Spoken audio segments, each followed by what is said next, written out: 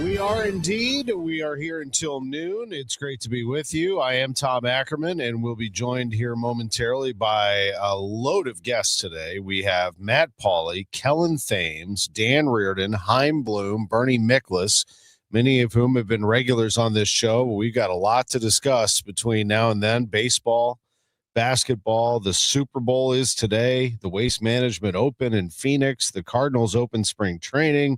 So much going on, lots and lots of college basketball, no doubt about that. We are following the story of the Winter Olympics and Lindsey Vonn. And the very latest is that Lindsey Vonn's pursuit of not only the gold medal is over, but this could very well end her storied career. The 41-year-old American Lindsey Vonn, skiing with a badly injured left knee, crashed early in today's race in Italy. She was taken off the course by helicopter after receiving medical attention.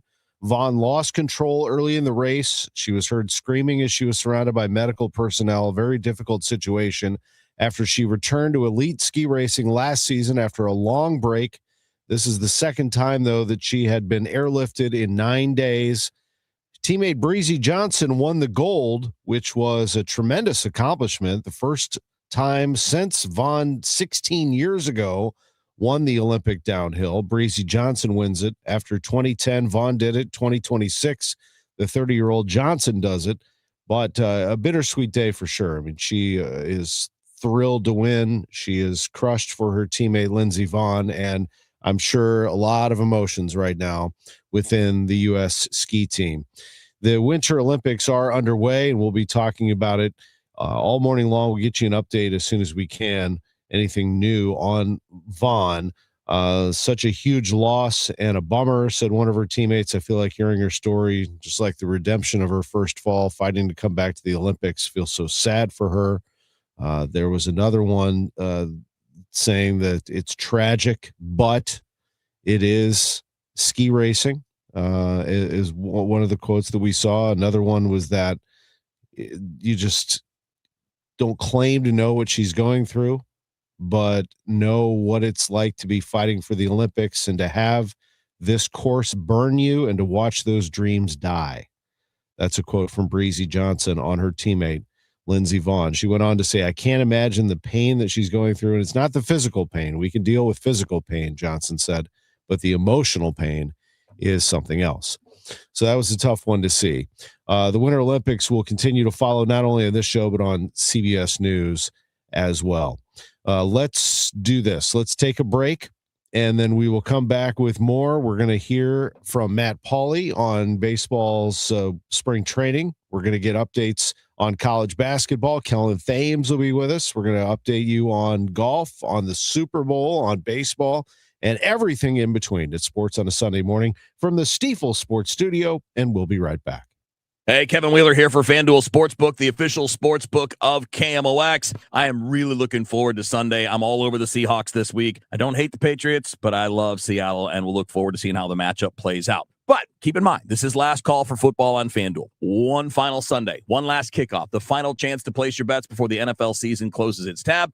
And, of course, it's Super Bowl 60. FanDuel is making sure you're in on it. So if you're a new customer, bet $5 and get $200 in bonus bets if you win. So whether you're backing the favorite in Seattle, riding with the underdog Patriots, or just building one last same-game parlay, make it count, because after the Super Bowl, the season's over and football is officially done. It's last call for football on FanDuel, an official sportsbook partner of Super Bowl 60. Must be 21 or older and present in Missouri. If you have a gambling problem, call 1-800-GAMBLER. First online real money wager only. $5 first deposit required. Bonus issued as non-withdrawable bonus bets that expire 7 days after receipt. Restrictions apply. See terms at sportsbook.fanduel.com. Dreaming of college but worried about the cost? The Together Foundation is here to help. The Together Foundation is awarding 5 $1,500 scholarships to St. Louis area students who are ready to take the next step toward their future. Applying is simple, but time is limited, as applications will be accepted through March 31st. Learn more or apply at togethercu.org/scholarship. That's togethercu.org/scholarship. This community message has been brought to you by Together Credit Union. Race to savings on your dream kitchen upgrade with help from Menards. Cabinets. Clearview Cabinetry offers a selection of finishes made with the finest materials and built to withstand life's sticky messes. They provide features like soft closed doors and drawers and cabinet accessories to match your unique style. Save big money on Clearview Cabinets and view our weekly flyer on Menards.com. And race the savings on more great deals happening now. Save big money at Menards. Hi, I'm Jim Brennan with McKelvey Homes. It's a great time to buy a brand new home, and Strawberry Farms in O'Fallon is taking shape. We've got our first foundations in the ground, and our display home will be opening soon. This community features walking trails, a beautiful lake, a berry patch honoring the land's history, a private playground, and Fort Zumwalt schools. It's a fresh start in a great location. Visit McKelveyHomes.com to schedule your tour of Strawberry Farms. It's time to move up to McKelvey. At Target, we're unlocking all the feels this Valentine's Day. It's the perfect time to spread extra love and spoil everyone on your list with unforgettable gifts. First, give a cuddle-worthy surprise with the cutest plush toys, or get party ready and treat yourself to stylish women's dresses you'll heart. Both 20% off. Then dive into the ultimate cozy celebration with your faves with 30% off select women's pajamas. There's something sweet for all your special someones, even you. Find Valentine's Day gifts for everyone at Target. This is the story of the one. As an HVAC technician, he and his digital multimeter are in high demand. So when a noisy office HVAC turns out to be a failing blower motor, he doesn't break a sweat. With Grainger's easy-to-use website and product information, he selects the product he needs to keep everything humming right along. Call 1-800-GRAINGER, click Grainger.com, or just stop by. Grainger, for the ones who get it done. Now, back to the Gray Bar Sports on a Sunday morning on 104.1 KMOX. From the Stifel Financial Sports Studio, here is Tom Ackerman. 10:13 Sports on a Sunday morning. Great to be along with you. A lot to get to today. Looking forward to chatting with Kellen and Thames at the bottom of the hour. And we're going to talk to Dan Reardon. Haven't had him on in a while. Golf season is upon us. Chaim Bloom, as always, talking Cardinal baseball. Bernie Miklasz to do the same. We'll preview the Super Bowl. A lot to do, and let's go right back to baseball. Matt Pauley is heading down to Jupiter, Florida tomorrow for Spring Training 2026. Good morning, Matt. Good morning, Tom. Thanks for having me. Absolutely great to have you. How you doing, buddy? Are you ready to go? Are you packed and ready to roll? Not all the way packed. We'll work on that a little bit today, a lot of that today, and then we'll be good to go. So always, I tend to travel out day after the Super Bowl, so it's always that combination packing Super Bowl day. That is very true, and I tend to go out the day after my final appearance on Arch Madness. So March 7th, I'll be down, so you'll be holding down the fort for about a month. What are you looking forward to seeing the most here as you get spring training started once again? Well, from an optics standpoint, I'm curious to see what the facility looks like. And I know people listening probably don't care so much about that, but it is a big part of what's happening with this team moving forward because of the infrastructure and all the technology that's being implemented as part of that. But from a baseball standpoint, I'm just curious if some of these hitters can start to take a step forward, because that's going to determine whether or not this team can play a little bit above their skis this year. Are we finally to that year where Nolan Gorman and Jordan Walker do take that step forward? What does a J.J. Weatherholt look like? The other thing is the starting pitching battle, because we have not seen a rotation battle with this many guys with major league time in quite some time when it comes to the Cardinals. And some of them were brought in, this offseason, like May and Fitz and Dobbins. So there's a few things I know there's not just a single thing I want to see, but I really think I'm not just like trying to build up this spring training because we're the home of the Cardinals. I really think there's a lot of fascinating storylines going into it. There are a lot of fascinating storylines, without a doubt. Let's look at that rotation for a minute. Dustin May, Matthew Liberatore, Michael McGreevy, Richard Fitz, Hunter Dobbins. I mean, if I'm just off the top of my head, that's my five, but there are some who could break in there, I do believe, as we get a little closer to the start here. Yeah, and you didn't mention Kyle Leahy, and he's going to be given every opportunity to win a job the way they kind of gave Matthew Liberatore that chance last year. What happens with Andre Palante? Palante has talked a lot this offseason about adding a pitch, and people always say to me they're really worried about Palante being a starter based off what we saw from him last year.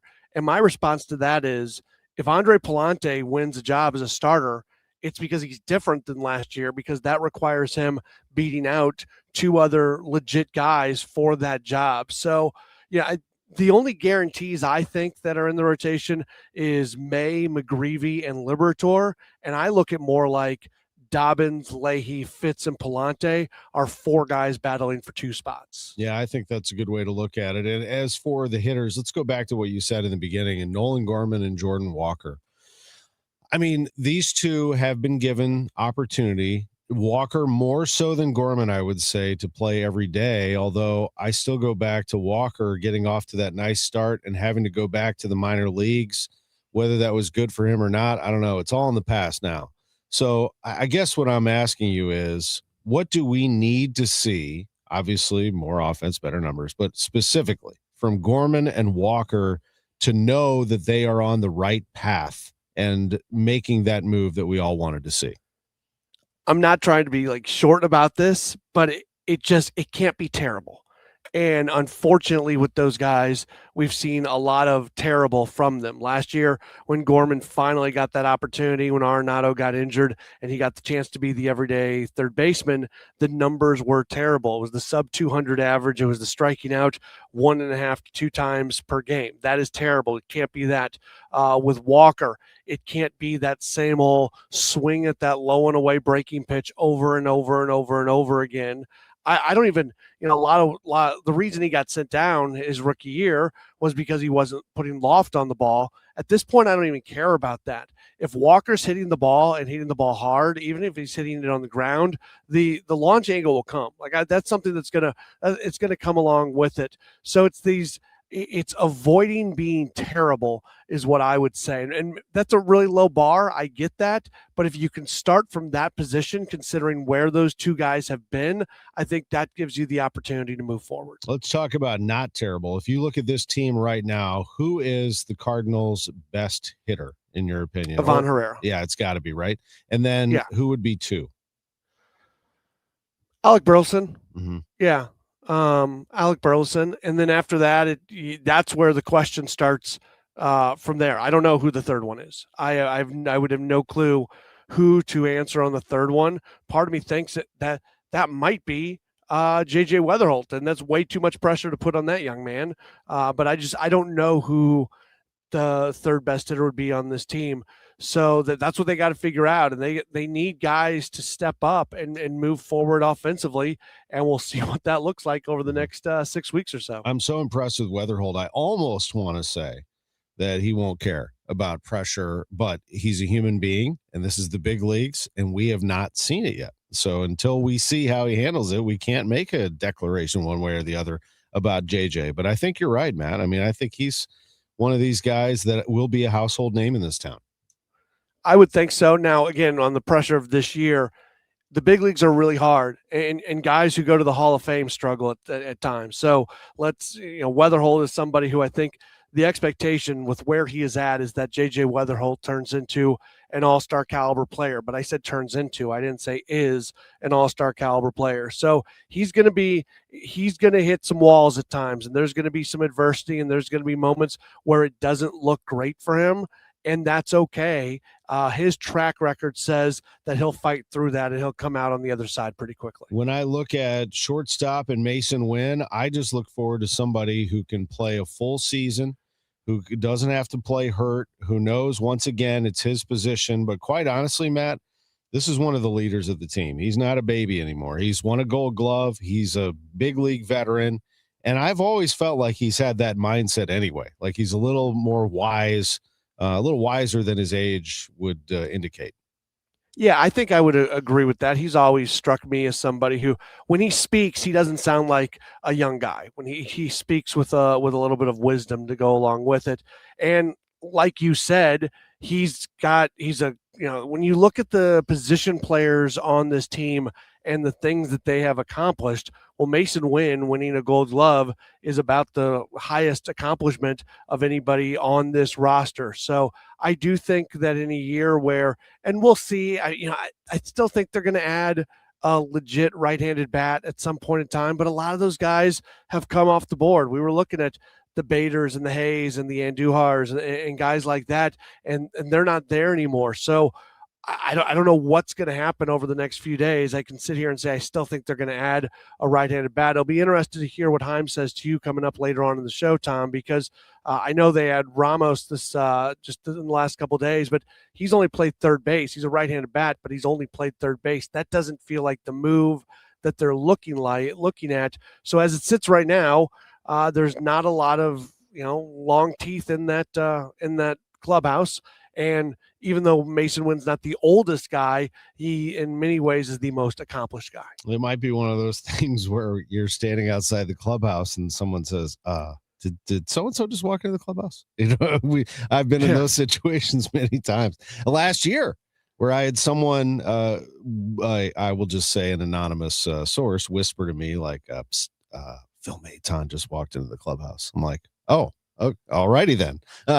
There's your pitcher. I mean, it could be one of those things because it is fluid, man. I mean, you can add throughout spring training if you want at this point.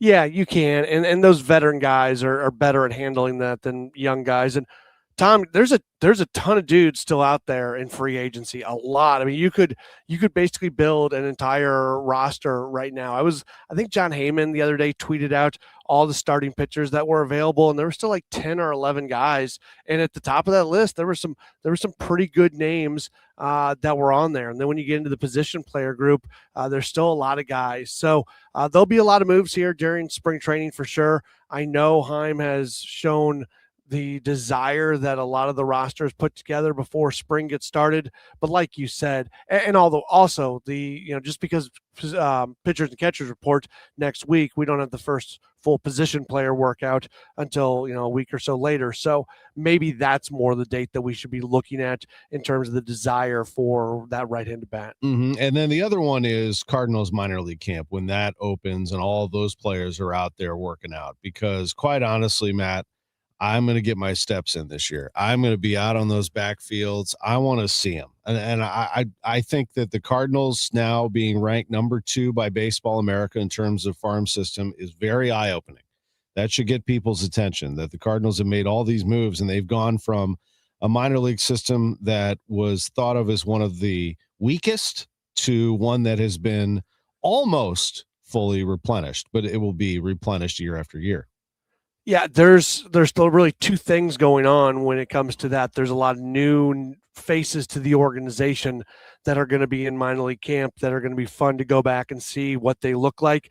And then he's a new face, but very specifically, Liam Doyle is not going to be part of major league camp for the most part. So if folks want to see Doyle, if media want to see Doyle, we're going to have to go back and watch him a little bit back there. So it's I agree with you. The things that are happening on the backfields this year for the minor league guys is going to be more compelling than I think in most years. If we know how to get back there with all the new construction and new pathways. Have you seen, I'm sure you did, Derek, I guess, was the first one down. How many beat writers are left? I mean, Katie's gone, John, not to make light of it. I mean, a lot, it's tough.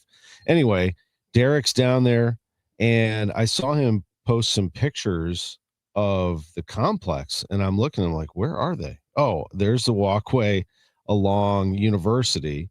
And then what looks like, Matt, alongside the clubhouse, I guess, with all kinds of stuff being erected and people working over there. It looks like that's going to be something we're going to have to navigate our way around.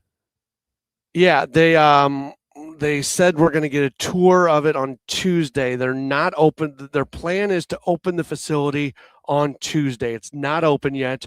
I don't think they've gotten an occupancy permit yet. I don't quote me on that. I know I'm saying it on the radio. No, that's all right. But I've heard some between us. Yeah, just between you and me, Tom. Don't mention it to anybody else. But I've heard some rumblings when it comes to maybe the occupancy permit has not been issued yet. If it has been issued, it's been issued within the last 72 hours.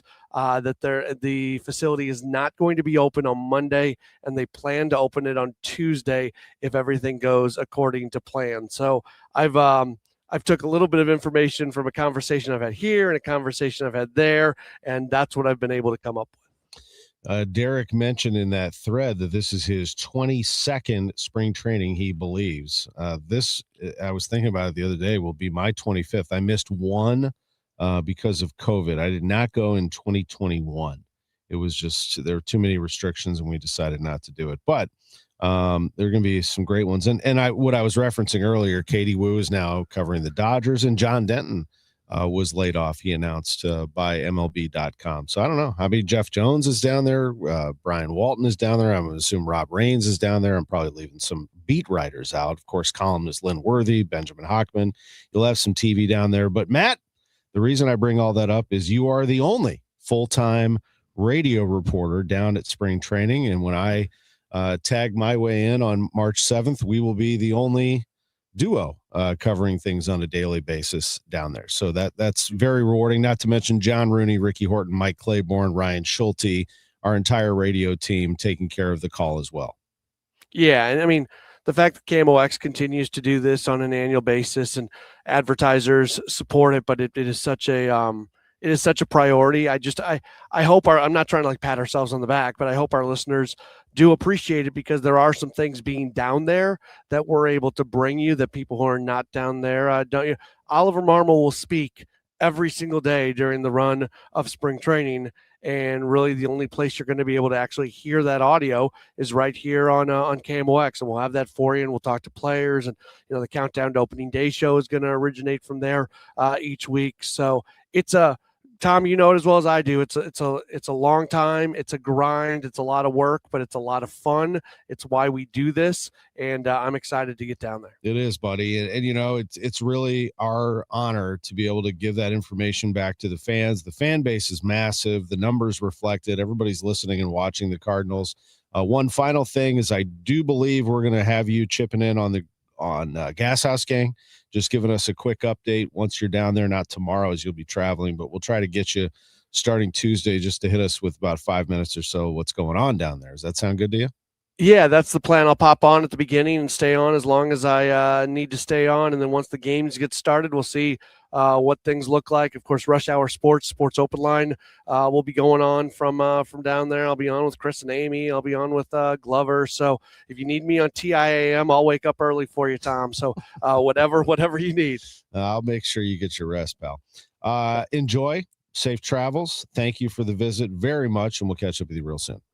All right, thanks, Tom. Matt Pauley is heading down to spring training tomorrow. Sports on a Sunday morning continues with some college basketball. Kellen Thames joins us live on the home of the Billikens and the Cardinals, 104.1 FM, KMOX. KMOX Weekend at your service, sponsored by Air Comfort Service, Heating, Cooling, and Installation. Glover here for my friends at Cantor Injury Law. Cantor is local, and we're here doing the work every day. We're right here in St. Louis, and we're ready to fight for you. CantorInjuryLaw.com or call 314-628-9999. The choice of a lawyer is an important decision and should not be solely based on advertisements. This is the story of the one. As the purchasing manager at a manufacturing plant, she knows the only thing more important than having the right safety gear is having it there when you need it. That's why she partners with Grainger for auto reordering, so her team members can count on her to have cut-resistant gloves on hand, and each shift can run safely and efficiently. Call 1-800-GRAINGER, click Grainger.com, or just stop by. Grainger, for the ones who get it done. It's tax time, y'all. If you want to file free, this next one's for you. Now taxes is so free. Tax-free edition only. Roughly 37% of filings qualify. Simple form 1040 returns only. Now this is tax. Love that jam. Up next, commercials. And to get TurboTax free edition, see if you qualify at turbotax.com/free. No schedules except for earned income tax credit, child tax credit, student loan interest, and Schedule 1A. It all comes down to this, folks. Yep, the entire season is on the line. But my throat has officially thrown in the towel. Sounds like you need Vicks VapoCool drops. They're max strength and vaporize sore throat pain. Whoa! These VapoCool drops hit fast. Speaking of fast, did you just see that play? Yeah, he vaporized that ball. That pun should have come with a penalty. Vaporize sore throat pain with Vicks VapoCool drops. Use as directed. Discover how you can make unforgettable memories with a home equity line of credit from Royal Banks of Missouri. Whether you're dreaming of a winter family getaway, planning your next home renovation project, or considering an investment in your education goals, a home equity line of credit is a flexible and convenient option to fund life's most memorable moments on your schedule. Our local bankers are here to help you achieve your short and long-term financial goals. Call 314-212-1500. That's 314-212-1500. Visit us online at royalbanksofmo.com or stop by a Royal Banks location near you. For more details on how you can tap into your home's equity and get the most out of its current value. Investing in our communities, one client at a time.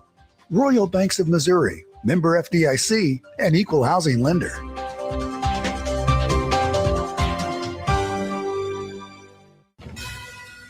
Now, back to the Gray Bar Sports on a Sunday morning on 104.1 KMOX.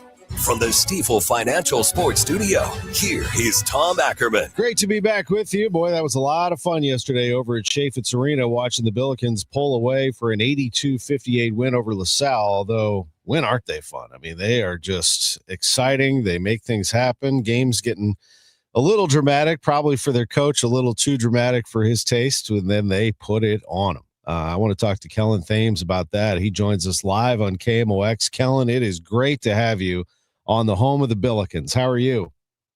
Good. I'm great this morning. Thank you for having me. I'm doing well as well, and I'm so glad you are. And that was fun, wasn't it, yesterday? I mean, it's always fun to walk away with a win, but the way that you put the hammer down in the second half, that was SLU basketball, wasn't it? Yes, we had to make some corrections in the first half, and we came out and played the game that we know we should be playing, and it was good to take the lead and take control of the game. Without giving away too much specifics, I guess, what did Coach say or how did he try to turn the tide with you? Because it was clear he wasn't very happy when we interviewed him at halftime on his way into the locker room. I would just say he would come in and just let us know we're not playing to our standard. We have a standard that we want to try to meet every single game. I mean, it's not always going to be perfect, but I would say mainly defensively is where we needed to make that stride. And he let us know that. He also corrected us on a few things, a few coverages and stuff that he's seen out there, and then we came back out there and executed it and then took control of the game. What does he like to play for, Kellen? You've played for a couple of coaches now at SLU. What has Josh Schertz been like over the last couple of years? I would say he's today I would say like in this era, he's a player's coach mainly. Just more of a people's person, understanding, connected with you personally. That's why I would say that our chemistry as a team as a whole from top to bottom with each member of the staff, it's like a big family. Anybody can tell you anything, and it feels like nobody has like a quote unquote like power. I would say like it's just a great way to just feel like, you know, you can just get information from any and everybody that's just there to help you. And I would say he's also a coach that kind of just lets you play within the system, but still be free to who you are. And that's definitely something that I felt playing with Coach Schertz so far. He had that program going at Indiana State, then he came over last year and was able to guide the team to 19 wins in what was a difficult season injury-wise. And also for yourself, I mean, missing the last 14 games had to have been tough. What a blessing this is to be able to see you play, Kellen, and I'm sure you feel the same way, getting out there every day. Thank you. Yes, that's just God's work right there. Like last year I was going through internal injuries and stuff like that, but I was able to figure out what was going on and find a regimen and just make sure I can get out here this year. And it's just been a blessing so far, especially with the season we've been having, and just for me to be able to come back and feel like I've came back as a better player. And I'm just extremely grateful for that opportunity. That's a great point. Not only did you come back, but you came back better. What was it like with this team back in the summer? I mean, how quickly did you all come together and gel? You just mentioned Coach Schertz is very good about the human side, about personally, but he felt really good about this team, I can tell you, going into the season in terms of your connectivity. Over the summer, me and him had conversations who he's bringing in, and then I was able to talk to the guys coming in a little bit. I'm just seeing how like everybody connected that fast. We are knowing that we all like kind of had somewhat of familiar. We were all familiar with each other. Some people grew up playing against each other growing up and stuff like that, or just coming from the same conferences. So it wasn't really that hard to connect. And we also made sure, like, when we did anything as a team, it was always together, from freshmen to the upperclassmen. Just everybody is never left out in our team. So that was something that I seen that was a big difference. Usually, some people hang out with a few guys, and others hang out with a few people. And, some people are just older than others, and they do, like, different things. But with us, we make sure we all are included in every activity that we do. And that was from the jump, like, just from when everybody got together. And you could see how that was going to take us a long way. And you've got a great staff, too. Boy, you got a lot of assistant coaches, but they all play a big role. And I know that from Corey Tate to Zach Bovair to you name them, I mean, they all have a specific duty, but they also play a part in that connectivity, don't they, between all of you? Sometimes you may have to sit down with one of them and talk something out. Absolutely. Funny story with my guy ZB. He was recruiting me out of high school as well when he was at GW. And I had a kind of connection with him when he was coming in. And then before we even got the team together the year prior, I was already working out with some of the coaches that was coming in. And it was just like, it was really not even a long process for us to get connected. I mean, it was really quick. And obviously Corey Tate, I've been knowing him for years, since before college and stuff like that. That's like family as well. So, I mean, just the connectivity, there was no question when they first arrived here. Yeah, it's a great group. Bovair told us that he recruited Dockery, too, when he was at GW. Dockery ended up going A&M. That guy can play. Yesterday for LaSalle. SLU won at 82-58 over LaSalle. And back to Tate, really back to your dad. I mean, I played against your dad in 5th and 6th grade, and then again in high school when he was at Jennings. He was a really, really good player. And when he went on to Mizzou, it was special to see him play. Just what do you know about his career? And obviously he coached you at Pattonville, just the respect that you have for your father and the history that he's provided this area as well. It's just unimaginable, like the measures behind the respect I have for him. He's the reason why I know the game. He's the reason, definitely a reason why I play the game. Just the knowledge he always gives me. He's always there for me whenever I need, like, advice. He always says, like, now he's not my coach now, so he's like my number one fan that always, like, just gives me anything, any, like, tidbit of advice that I can get. I understand, like, his career was magnificent. Like, just, I'm always, like, growing up, I was always hearing about it, like, how great he was. And, sadly he had the injury, but for him to still come back from that and still be able to push through and still have the career he did after his freshman season at Mizzou and stuff like that, like, I'll like, hands down, I have respect for my dad and what he did for the city.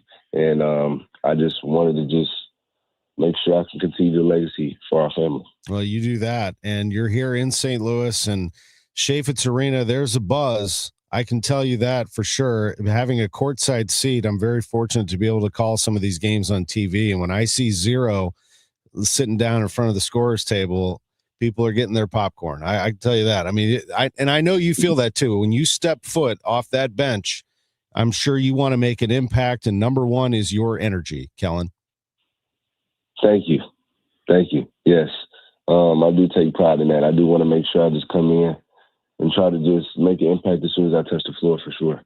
What about moving forward here? I mean, it's all about stacking wins now. Just coming off today, you get the day off today to refresh, and then it's back at it. Just the routine never breaks, and you'll have people like me, like everybody else, going to pat you on the back and say, you're the 19th ranked team in the country, or whatever you turn out to be tomorrow. How do you, as a group, try to block that out as best you can and do what you got to do? We just come in and just try to focus on the present day at hand. We understand that we celebrate our wins when we win, but that next day especially with these. Sometimes now we got a break, but before that, it was just quick turnaround after quick turnaround. We just kind of just put things to bed after we watch film and just understand that we still have things to learn from, and we take those lessons and apply it to the next game. And we all just kind of just stay connected within the locker room, just not really let all the outside get to us and stuff like that, even though it's all great and we are very blessed to have that. It's just mainly we just make sure we just go into the film room, kind of watch over the last game, and once we go in the film room, watch the game, we kind of just put that game back and then focus on the next team at hand. I appreciate the insight on that. Appreciate you spending some time with us this morning, Kellen, very much. Enjoy the Super Bowl tonight. Have a great time with your friends, and we'll catch up with you real soon. Good luck in your next game as you guys hit the road for a couple. Appreciate you.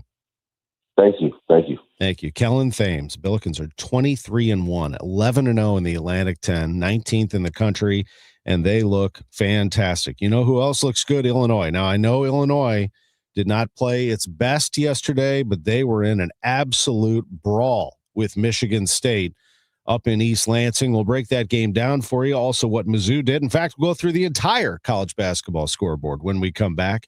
You're listening to Sports on a Sunday Morning from the Stiefel Sports Studio.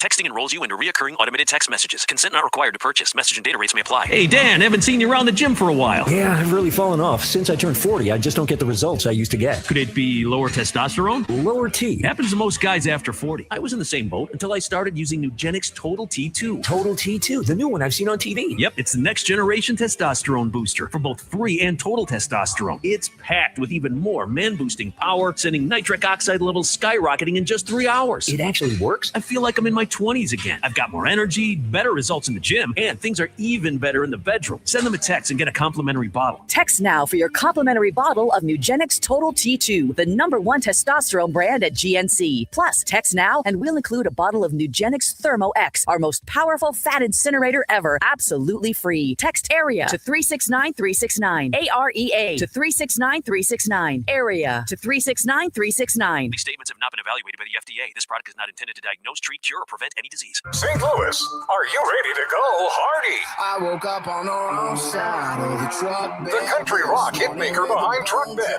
Wait in the truck and one beer. He's bringing his no-holds barred live show to Hollywood Casino Amphitheater June 5th. With special guests Cameron Whitcomb and McCoy Moore. Hardy, live, loud, and unapologetic. One night only. Tickets on sale now at Ticketmaster.com. For more information, KMOX.com/events. Join Mark Patrick Hypnosis. Lose the weight or stop smoking. Guaranteed only $59.99. Saturday, March 7th at the Residence Inn by Marriott, St. Louis Westport in St. Louis. Weight loss hypnosis starts at 11 a.m. Registration at 10:30 a.m. Stop smoking starts at 2 p.m. Registration 1:30 p.m. Neovitin began with one doctor's mission to help others feel their best. After years of caring for patients, Dr. Ken Ribicki, a St. Louis physician, created Neovitin, a line of multivitamins designed with quality, safety, and everyday wellness in mind. Each formula is made in the U.S. using the finest domestic and international ingredients to support real people living real lives. Discover the difference today with Neovitin, available at Schnucks, Dierbergs, and Neovitin.com. Neovitin, trusted nutrition from St. Louis for St. Louis. February is the month of love, and this year it's time to fall in love with your home again. Imagine warmer rooms, quieter mornings, and cozier spaces you actually enjoy spending time in. At Renewal by Andersen, we don't believe all windows are created equal. Our exclusive FiberX material is stronger than vinyl, resists warping in extreme temperatures, and delivers superior insulation, helping your home stay comfortable, quiet, and energy efficient all winter long. That means fewer drafts, less outside noise, and a home that simply feels better. And because Renewal by Andersen handles everything, from custom design to professional installation, you get a seamless experience and results you'll love for years to come. Right now, for a limited time, buy one window or door and get one window or door 40% off. Plus, enjoy 18 months with no money down, no interest, and no payments. This February, give your home the upgrade it deserves. Call 877-WINDOWS or visit renewalbyandersen.com today. Renewal by Andersen. Superior products, exceptional service. For all station contest rules, go to KMOX.com/rules. Now, back to the Gray Bar Sports on a Sunday morning on 104.1 KMOX. From the Stifel Financial Sports Studio, here is Tom Ackerman. One of the things by the way, great conversation with Kellen Thames. Really like him. One of the things I enjoyed about yesterday, this is a great basketball arena in St. Louis. Chaifetz Arena holds about 10,000. It was sold out. Place rocks. First half was kind of a slow half. Neither team could knock down shots. A bit of a rock fight. But, man, as soon as they get that three-point barrage going, that place gets amped up. It has been tremendously loud this season, and it is a fun place to be. Then when I went home and watched a couple of key games yesterday, I wanted to see Duke, Carolina, and I wanted to see Michigan State, Illinois, not to mention Kentucky, Tennessee. These are just great buildings, and the NCAA tournament is one of the best, if not the best, postseason in all of sports.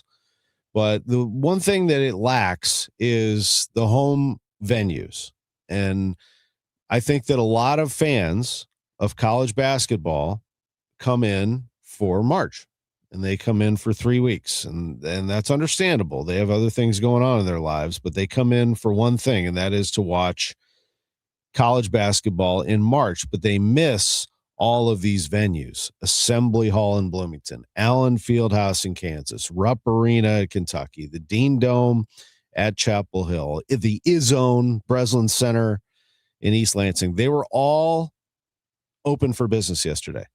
And at any given time, you could flip through the stations and see these electric buildings with a great home crowd, with a great student section, with a great band. And you just don't get that during the tournament. You get a neutral site, sometimes somewhat bland, not a lot of the fans traveling to it, etc.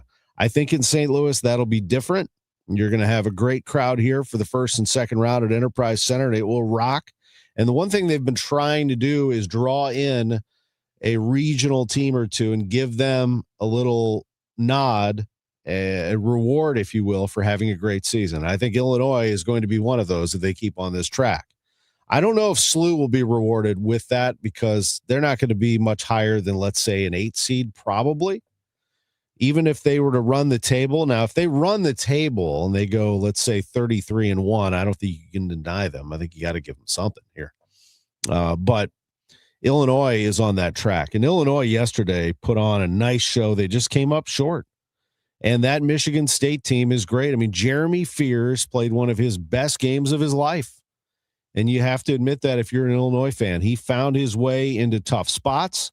He hit huge shots. He drove to the basket. He started the game. He finished with 26 points. And this was after Tom Izzo wanted to bench him. He had 11 points in overtime. He had 26 points and 15 assists in 42 minutes. And the Spartans beat Illinois 85-82 yesterday. Illinois, number 5 in the country. They won't fall far. Michigan State is ranked 10th. Izzo debated whether discipline Fears after his sportsmanship was called into question in 2 straight games. And Fighting Illini coach Brad Underwood asked officials to review whether Fears intentionally tripped David Mirkovic after stopping in front of him. Underwood lost that appeal. Fears, 26 points, a tie-breaking 3 with 1:47 to go in overtime, 15 assists. A chance to send the game to a second overtime. Zvonimir Ivasic missed a 3 at the buzzer. That was an incredible sequence in which Illinois stole the ball on the inbounds after Keaton Wagler hit a long-distance 3 to make it a 3-point game. They stole it and had a chance to tie it. Michigan State, meanwhile, knocks the Fighting Illini out of first place in the Big Ten, ends their 12-game win streak. Illinois will be just fine. They lose the game 85-82 to Michigan State. That would have been a really nice one for them. Missouri won. They needed to do it, and they did it again. They won at South Carolina, and they really stifled South Carolina defensively. They looked very, very good. Missouri got a pretty good outing out of Mark Mitchell, as they always do. He was registering a double-double on his way to a 78-59 win over South Carolina. Mitchell had 20 points, 11 rebounds, 5 assists. Pretty good, I'd say. Jaden Stone, 22 points to lead the way for Missouri. They win at 78-59 over South Carolina. Did you see Duke, North Carolina? An incredible game in which North Carolina didn't lead the game until the final second. A shot going in from just in front of the North Carolina bench from Seth Trimble, a three that swished through at 0.4 seconds. The clock ran out. The players celebrated. The students stormed the court. It was an absolute mess in Chapel Hill. The officials are blowing their whistle saying, wait. We need to look and see when that ball went through the basket. It went through at 0.4. So they actually had to clear the entire floor and then clean it because people are running out there with drinks. There's stuff spilling everywhere.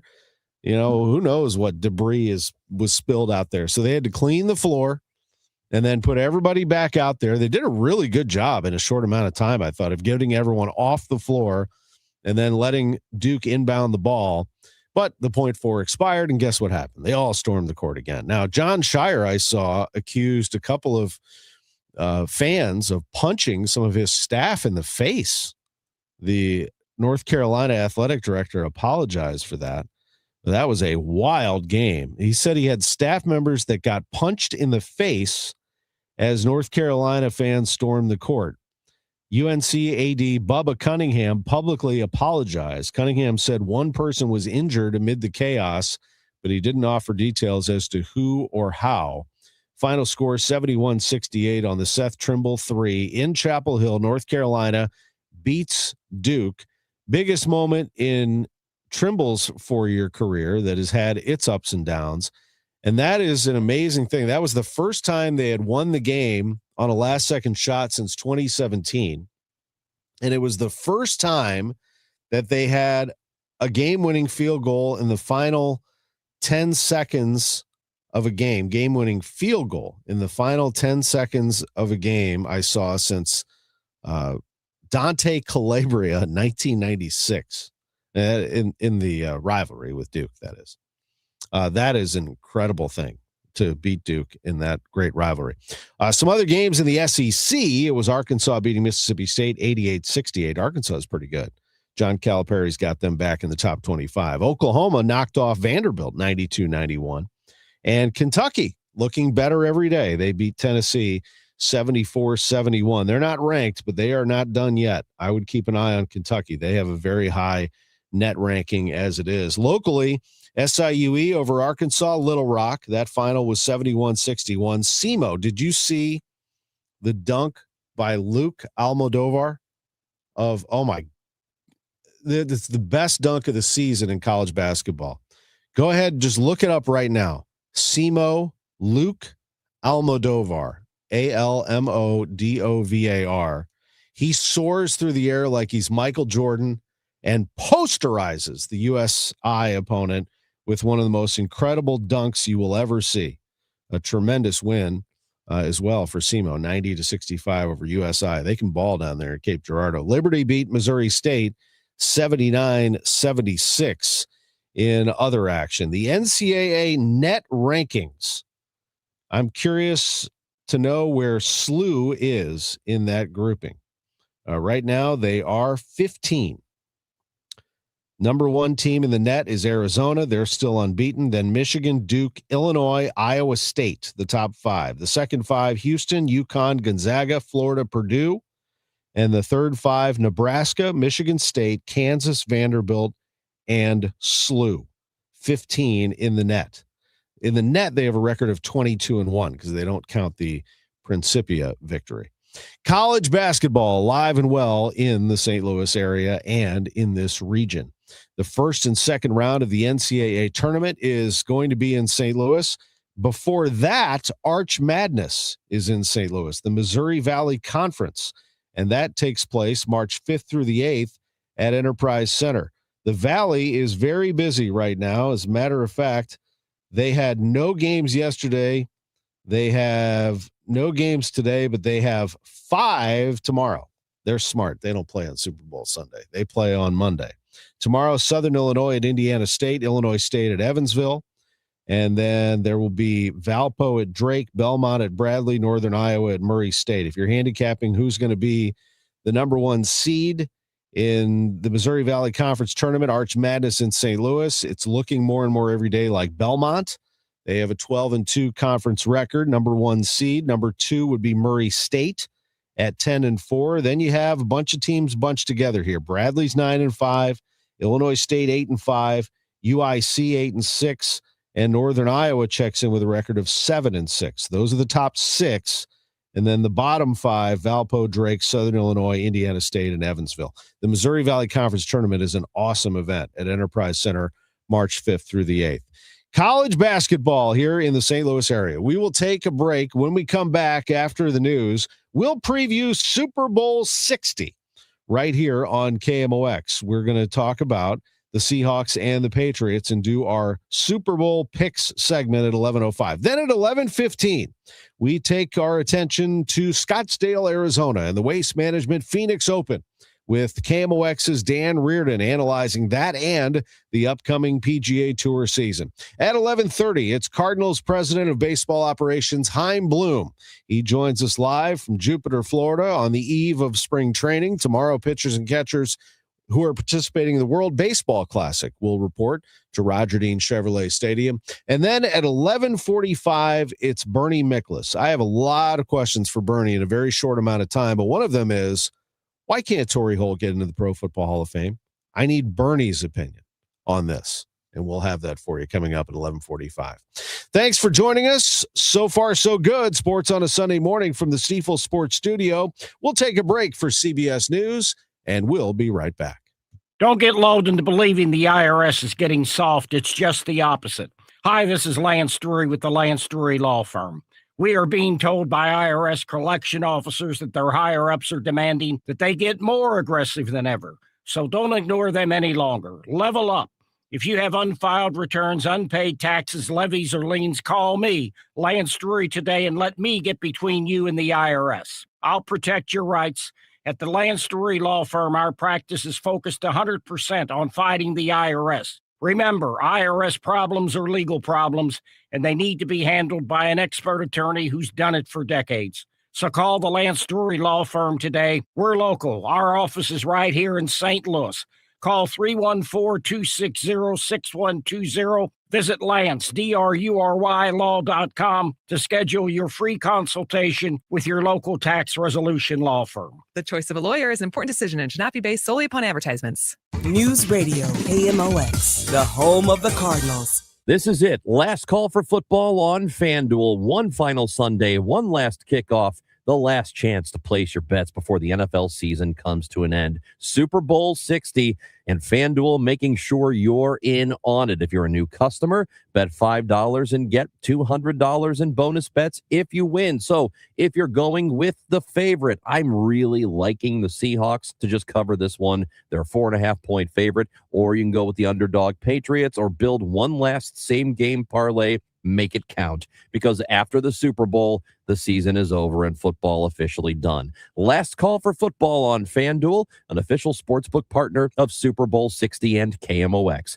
21 and over and present in Missouri. Gambling problem? Call 1-800-GAMBLER. First online real money wager only. $5 first deposit required. Bonus issued as non-withdrawable bonus bets that expire 7 days after receipt. Restrictions apply. See terms at sportsbook.fanduel.com. When was the last time you watched your home movies? Disasters strike unexpectedly. Every year, American families lose the one thing they'd run back into a burning building for: their family's memories. Hi, I'm Nick. And I'm Adam. We started Legacy Box to help save your family's most important recorded moments so you don't have to worry. Load Legacy Box with your old movies, film reels, and shoeboxes of photos. We work our digitizing magic, converting those memories right to the cloud so they're safe and accessible forever. It's fast. We always send your originals back, and it's done right here in the USA. Over 1 million families have trusted Legacy Box. Better Homes and Garden, Real Simple, and Inc. Magazine are all talking about Legacy Box. New York Times columnist David Pogue says, have them digitized. I wish I'd done it sooner.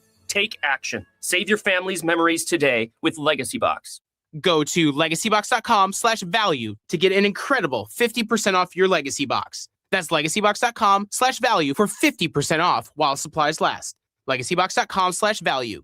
The trusted voice of St. Louis. KMOX AM St. Louis. KMOX FM Hazelwood. Always live on the free Odyssey app. This is CBS News on the Hour, your home for original reporting. I'm Stacey Lynn. Just seconds into her run down the slopes, Lindsey Vonn's pursuit of a second Olympic downhill gold medal is over. The 41-year-old American crashed and had to be airlifted out. Fans are feeling her pain. It's such a huge loss and bummer. I feel so sad for her, and I'm sure we're not alone in that feeling. Her teammate Breezy Johnson took gold, the first medal for the U.S. in these games. In Cortina, Italy. The team was devastated. Some people were even crying. Breezy Johnson was happy she won the gold medal. But of course, no one wants to see one of their teammates fall so badly, particularly after she had suffered a problem just 9 days ago in Crans-Montana in Switzerland, and then had decided that she was going to, in any case, take part in the Olympics. The countdown to Super Bowl 60 is on. The Patriots and Seahawks square off just hours from now. If you're someone who loves the Super Bowl for everything but the game, Super Bowl 60 won't disappoint. The Bay Area's own Green Day will kick things off to celebrate the 60th anniversary of the game. Charlie Puth will perform the national anthem. Brandi Carlile, America the Beautiful. Coco Jones will sing Lift Every Voice and Sing. And of course, 6-time Grammy Award winner Bad Bunny will headline the halftime show. But for those of you who are only in it for the chips and dip, remember the sage advice from Seinfeld. When you take a chip, just take one dip and end it. No double dipping. Erica Herskowitz for CBS News. Just 2 days after Iran praised indirect talks with the U.S. and Oman, its foreign minister has taken a different tone. Abbas Araghchi told a Tehran forum he hopes nuclear talks with the U.S. will resume soon, but Iran will never surrender the right to enrich uranium, even if war, quote, is imposed on us. The foreign minister apparently referring to the U.S. naval deployment in the Gulf. Araghchi also told Al Jazeera that Iran's missile program is non-negotiable. That doesn't leave much left on the table for talks, with Araghchi warning they'd target U.S. military bases in the Middle East if President Trump takes military action against Iran. Michael Toscano, CBS News, Washington. Boar's Head has finally reopened a plant in Virginia that was tied to a deadly 2024 listeria outbreak. The site was shut down more than a year ago after contaminated liverwurst deli meat killed 10 people and sickened dozens. The company, based in Sarasota, Florida, permanently stopped making liverwurst and recalled 7 million pounds of their products after the outbreak. This is CBS News. Real crimes, real justice. Follow and listen to 48 Hours on the free Odyssey app or wherever you get your podcasts.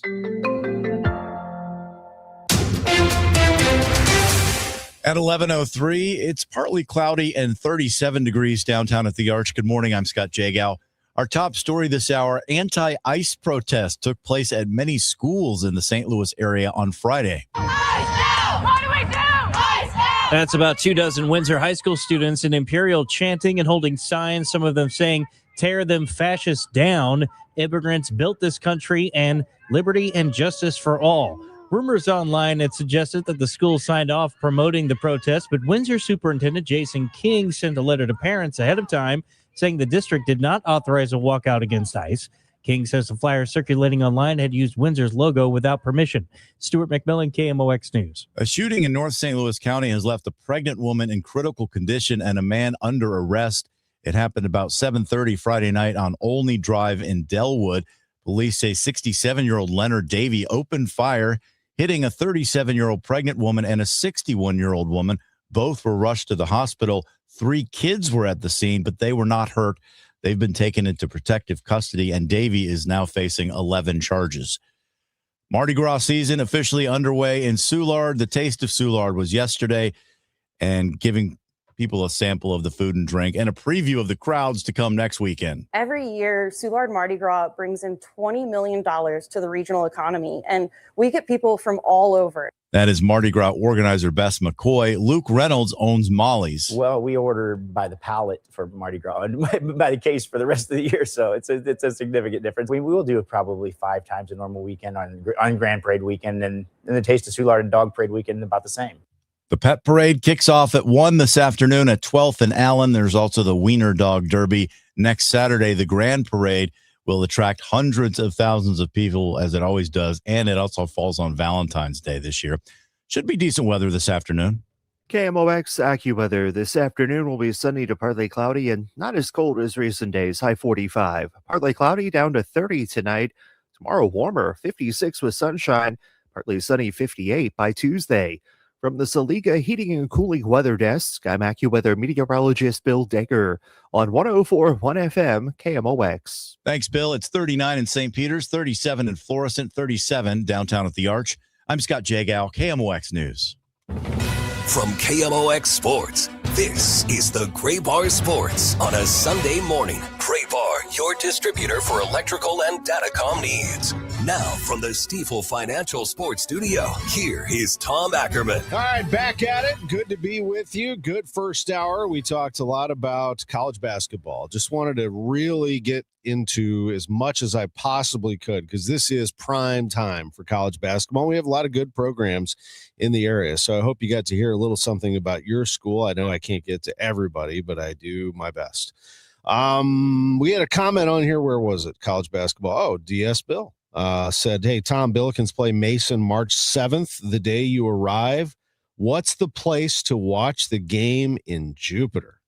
That is a great question. There are so many. Man, I guess it depends on time of day for me. So let me take a look here and see. As you mentioned, I will be heading to Jupiter on March 7th. I'm guessing that since you're mentioning that, you're going to be there. And if that's the case, DS Bill, you want to meet up for a beer? I'm happy to do that. Love meeting up with our viewers and listeners. Let's see what we got. The Billikens yesterday, with their 82-58 win over LaSalle, improved to 23-1 on the year. If they were to run the table in the regular season, they'll be 30-1. But it gets difficult at Loyola, at Rhode Island. Then they play at home against VCU, and then they go to Dayton. Now, those are four. I know Loyola's down this year, and Rhode Island maybe hasn't been great. But going on the road, as we've seen already in the A10 schedule, is not easy. And VCU at home is going to want some revenge. And at Dayton, they're going to want revenge too. Duquesne on February 28th. And then the March schedule has Loyola at home March 4th at 7. Saturday, 3 p.m. tip at George Mason Central Time, 4 o'clock in Jupiter. Let me put some thought to that. 4 o'clock. I'm going to say probably you want to be around as many Cardinals fans as you can. So just stick to Abacoa. And there are a lot of sports bars right there. I mean, one that comes to mind that's been around forever where you can just walk right up to the bar and they have TVs on right there is Jumbie Bay. It's probably the longest standing right there in Abacoa. They always have great food. DS Bill said he'll be there. All right, man, send me a message. Let's go get a beer. I land at like 1:30.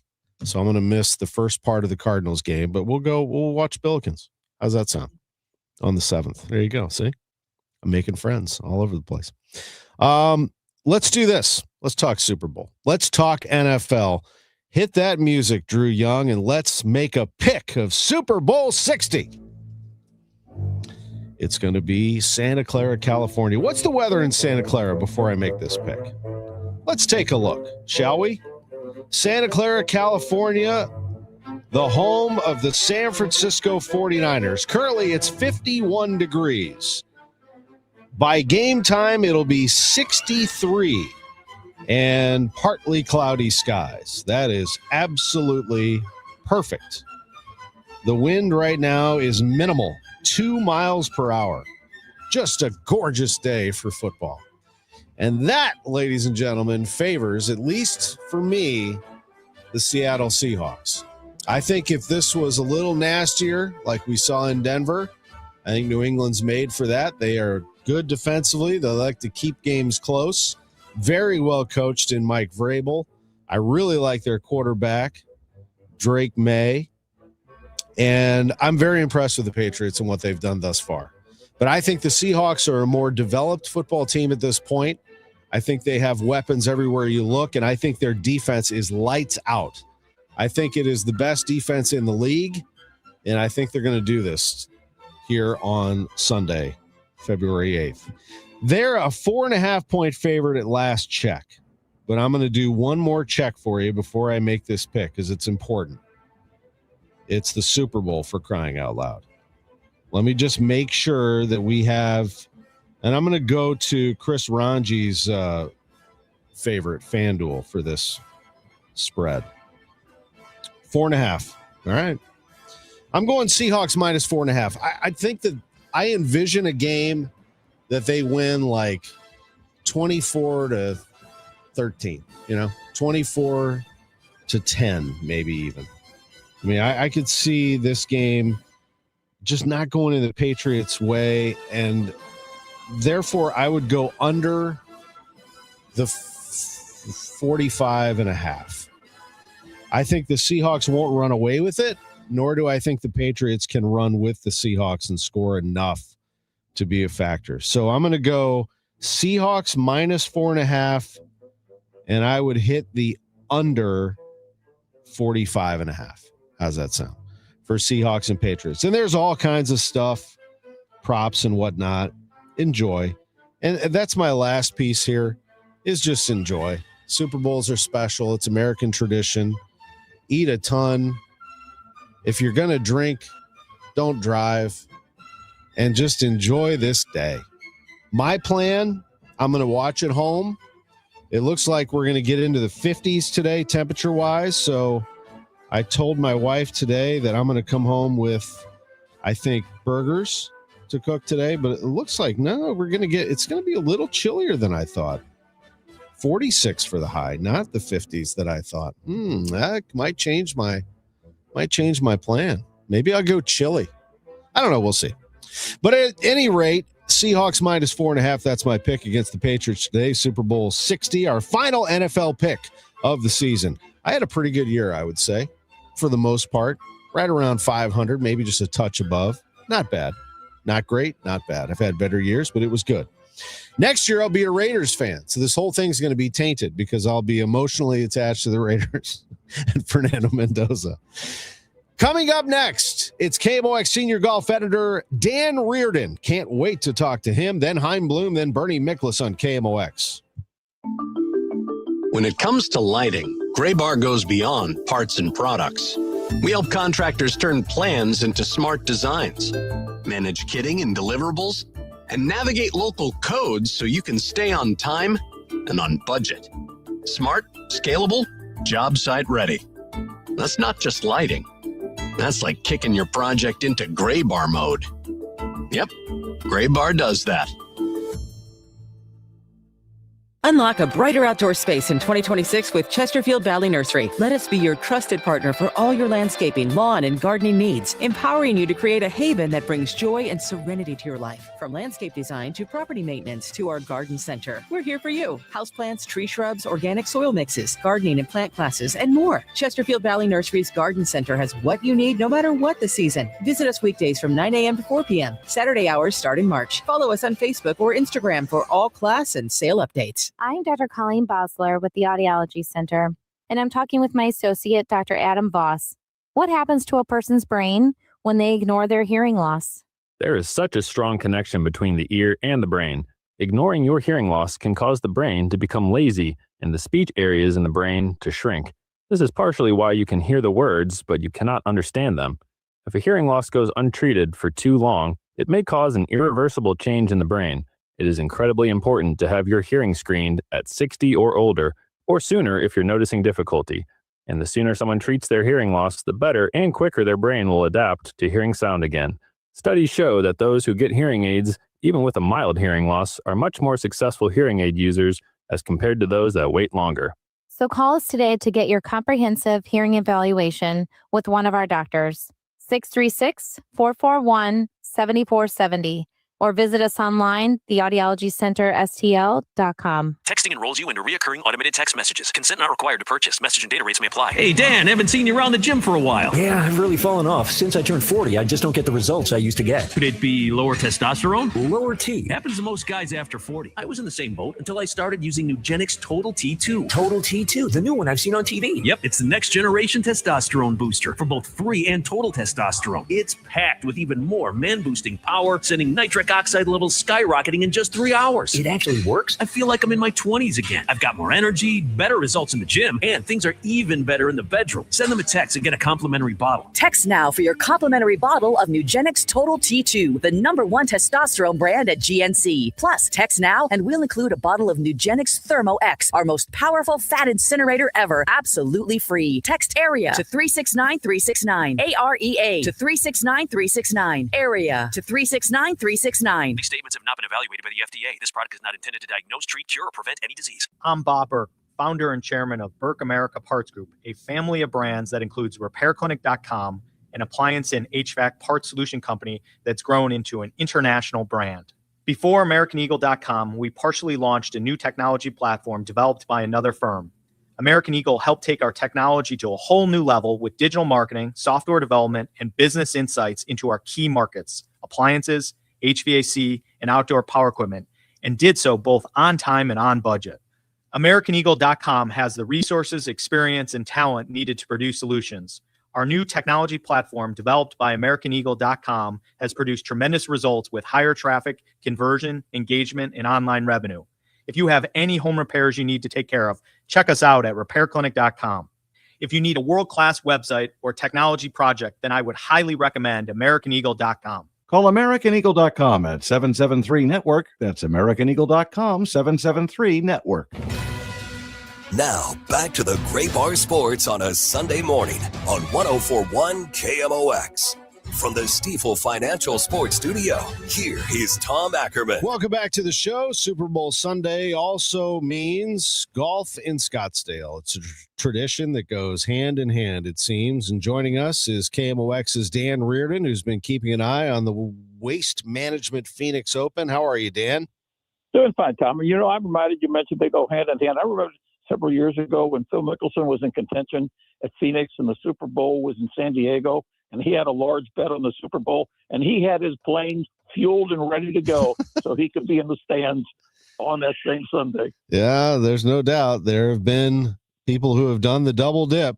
Hideki Matsuyama, a 3-under 68 in Scottsdale as he takes a one-shot lead into the third round on Saturday. And now we're ready for today. Scotty Scheffler, 5 shots off the lead. In fact, a whole bunch of them are just a shot behind Matsuyama, Dan.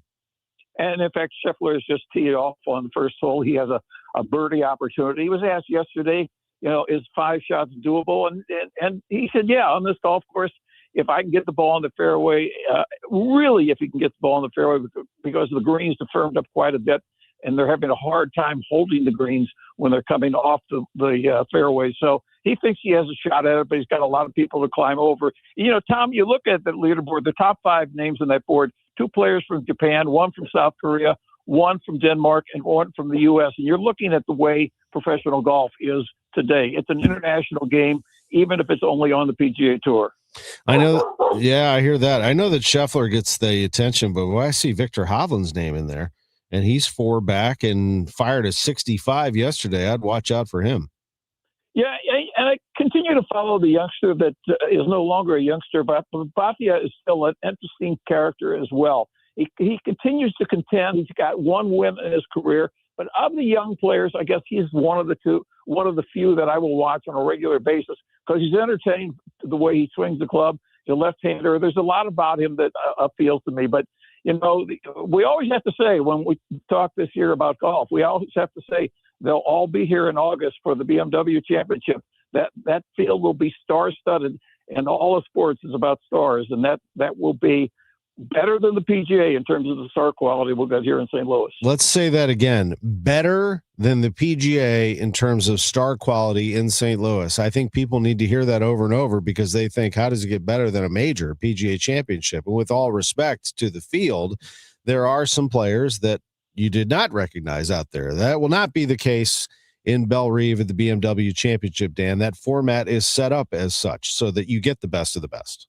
And you get the players also who may be new names, but are the hot new names on tour because they're here based on what they did for the season. So you get the veteran names that you know, and you get the newcomers as well. It's a real coup for Belle Reve to have that second round of the playoffs leading into Atlanta. The big news that a former champion of Belle Reeve Country Club, Brooks Koepka, was welcomed back to the PGA Tour. Was it as welcoming as it was made out to be, Dan? According to his interviews, Brooks has had no ill comments from any players. He's received nothing but support from the fans. So I think the reentry has been seamless in that regard. He probably still needs to figure out something with the putter because he's not playing at the level he typically plays. And the other thing you have to remember about Koepka at this point in his return to the PGA Tour, he has 9 wins in his career. 5 of those are majors, and only 4 came on PGA Tour events. So even though he's won in Phoenix before, he's not a guy that typically on a week-to-week basis performs the way you expect him to play. But when he gets to a major, he seems to turn it up. We remember a couple of years ago when he had the 4th-round lead going into the Masters. So, there's things about Koepka that you also have to keep in mind, that he's not the typical PGA Tour winner in terms of his performance in the past, and he will be particularly cranked up because the U.S. Open is at Shinnecock, and that's one of his 5 major championships. Dan Reardon is with us. After this, the Waste Management Phoenix Open, it's the AT&T Pebble Beach Pro-Am, and then off we go with the Genesis Invitational, the Arnold Palmer Invitational at Bay Hill. That comes up in the beginning of March, and on it goes. The Players Championship, and we start to creep up to the Masters. It's hard to believe, but once we get through this weekend, we're going to be 2 months away from the Masters, Dan. And next week we will see returning to the PGA Tour, Rory McIlroy, the guy that won the Masters and that emotional win last year. No, it shapes up every year as a special year. But Tom, what I think the biggest story on tour will be this year, and it won't be any one player or any one tournament. The biggest story on tour this year will be, what will 2027 look like? Because Brian Rolapp, the new person in charge of the PGA Tour, has said, we're going to shrink this tour. They have more than 30 events right now. There will be probably less than 25 next year. There'll be more signature events where they pack the field with stars. So what that looks like, I think, is the most interesting and probably the most meaningful story that we'll look to through the course of the year. We'll probably hear something in that regard around the time of the U.S. Open. Probably not much sooner than that. And we will get a lot of news, I'm sure, in August. By then, the BMW Championship at Belle Reeve Country Club is August 20th through the 23rd. It's a monster weekend, of course, in all respects. And certainly it's going to be at the end of the year or close to it. And then this is the year of the President's Cup. It's going to be at Medina in Chicago. If people want to get an idea of what that's going to look like in 4 years, 2030 at Belle Reeve, I guess they sneak up there and get a look at it, Dan. And Tom, let me also remind people, and I'll tease with this a little bit, that the senior event here in St. Louis has now become a playoff event as well, the same as the BMW, and it leads into their tour championship. And we can play the scenario. It's an unlikely scenario, but it's a possible scenario. There's a player who turned 50 this year and is eligible to play on the senior tour, and that's Tiger Woods. And we don't know what Tiger's going to do. He's been very non-committal until he's healthy. But we know that he can't walk many golf courses. And if he chooses to play some senior events, if he can win a senior event, he would qualify for the field at Norwood, and he would be in the field at Norwood. Now, that's a lot of possibilities, but I think it's worth following. And you're, of course, talking about the Stiefel Charity Classic. The previous person who ran that, Nick Ragone, when he was at Ascension, relayed to us that Tiger said, hey, get my cart ready, indicating that perhaps now this is before, again, more injuries and surgery, that perhaps that could happen. But the growth of that tournament has been impressive under not only Ragone's watch, but now Ron Kruszewski's watch. They are putting a lot of resources into it. I can tell you that, trying to turn the tide there and get that thing back to where they thought it would be. And again, that will be the best field on the senior tour, because that's the last event before the playoffs. So you're going to see the best of the over 50 crowd for that event as well. And when you talk about Tiger and St. Louis, Tom, you and I both remember seeing Tiger on that bridge across, walking back off of 18 and stopping to wave to the crowd in St. Louis. And I told you at the time, and I'll say it again, I've seen Tiger win every major championship he's won in this country.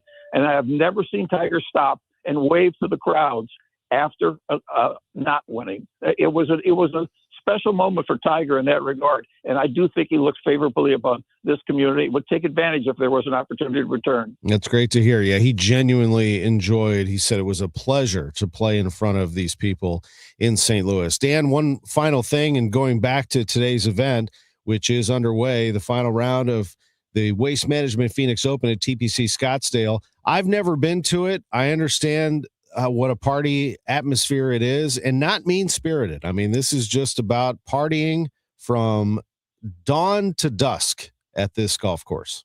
And I've never been there, and I don't hear people talk as much, but I'm told that Phoenix is the greatest singles bar in the world. That certainly could be the case. No doubt about it. It's always fun to watch on TV. One of these days might get around to doing it. It's just tough for me. College basketball takes too much of my time this time of year, but it's fun to watch on TV. Dan, we're going to spend some time together this year at the BMW. I'm certain we'll be hearing your reports from the majors, and it is going to be some year in golf, and it's great to have you on the air to preview it. I appreciate you. Yeah, I enjoyed it, Tom. Thank you, sir. Dan Reardon, KMOX's senior golf editor, with us on KMOX. It's nice to hear his voice and talk some golf again. Feels like we're going to start warming up around here before you know it. We will take a break, and we're going to talk some baseball. Cardinals president of baseball operations, Chaim Bloom, will join us live. Another warm weather sport. Baseball is quickly upon us. Back after this. KMOX Weekend at your service. Sponsored by Air Comfort Service Heating, Cooling, and Installation. Don't miss Mosby Building Arts Home Improvement Shows Saturdays from 11 a.m. to 1 p.m. on KMOX. One of the last call-in shows where you can get live answers to your remodeling, design, and construction questions. Tune in Saturdays at 11 a.m. Hey, it's Debbie Monterey, and I think right now we all need something to look forward to, and a nice little getaway is going to do it for me. So I've been looking at this 5-day Arizona trip that I planned in September, and to me, it sounds absolutely perfect, and I would love for you to join me. Here's what we're going to do. We're going to stay in Flagstaff because that means cooler temperatures. It's a great home base, and from there, we're going to visit Sedona, the Grand Canyon, and Lake Powell all in one trip. I'm talking about red rocks, big views, and that deep blue water at Lake Powell that looks like a postcard. I'm told September is one of the best times to go, with fewer crowds, more comfortable weather, and everything's going to be planned out for us. We just show up. If this sounds like something you'd like to do, please join me, because I have always wanted to go to the Grand Canyon. Travelwithdebbie.net. That's travelwithdebbie.net, or call Cruise and Tour at 800-383-3131. Space is limited, so don't delay. 800-383-3131.